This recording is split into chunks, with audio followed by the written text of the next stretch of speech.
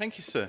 Ahead of my retirement from politics in a few months, I've been reflecting on some of the things I've learnt and observed over 16 years indeed, by way of giving advice to colleagues and candidates who'll be here in the years ahead. As David Personi will say from time to time, everyone's entitled to my opinion.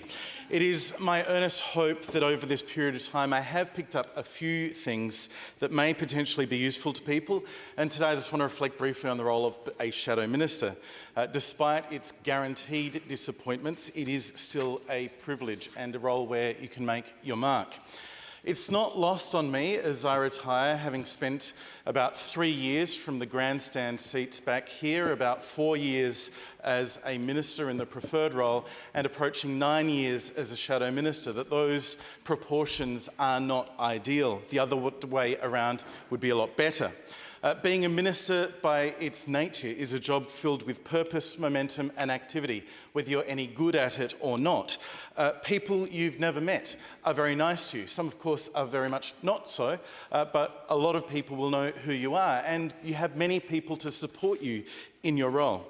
To be a good minister who adds value to the state, who's able to improve people's lives, you also need, of course, to have strong ethics, sincere values, clear principles, an inquiring mind, and healthy doses of scepticism, pragmatism, and patience. But in terms of the lived experience of the job for the small number of people who are able to fulfil these roles, can we just take it as read that it's better to be a minister? With anyone with a passing interest in politics, being a minister is a good job. Being a shadow minister is a more challenging job. But what is a shadow minister? It doesn't translate easily into some languages. They don't have shadow ministers in Russia.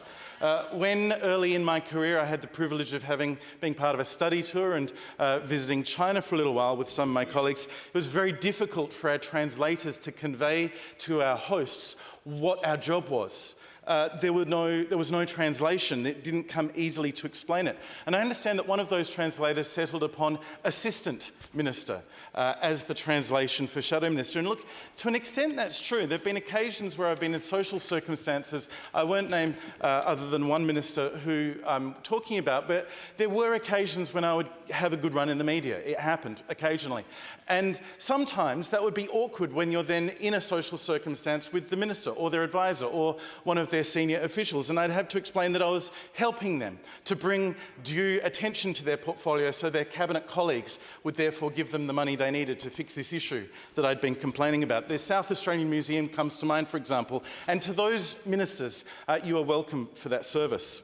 The American system doesn't have shadow ministers either. Executives can be separated from legislatures in democracies. Everyone in America, for example, has the role that they ran for. But the Westminster system has this quirk. By its existence, the shadow ministerial role encourages ministers to be better, departments to be more accountable, and our systems to be fairer, with better outcomes for the people of our state. But nobody seeks to be a shadow minister as an end in itself. Like an apprentice or a candidate, by definition, it's an expression of your aspiration, a chance to demonstrate why you would be better at a job than the person who you're up against. So opposition can be depressing. The fact you're often judged by how effectively you're providing character critiques and capability assessments of the person whose job you want can fray at the edges of anyone's mental health, even the most tempered person. And when success is measured in column inches and radiograms, the opposition will never succeed. Shadow ministers can critique ministers, say what we would do differently after the election, but at 5:45 in the morning, it can be hard to convince a radio producer of the priority of what you've got to say. The daily experience requires patience, forbearance, and a lot of hard work, but it can be rewarding. By throwing yourself into engaging with stakeholders and learning everything you can about an area, you can fulfil the potential of the role.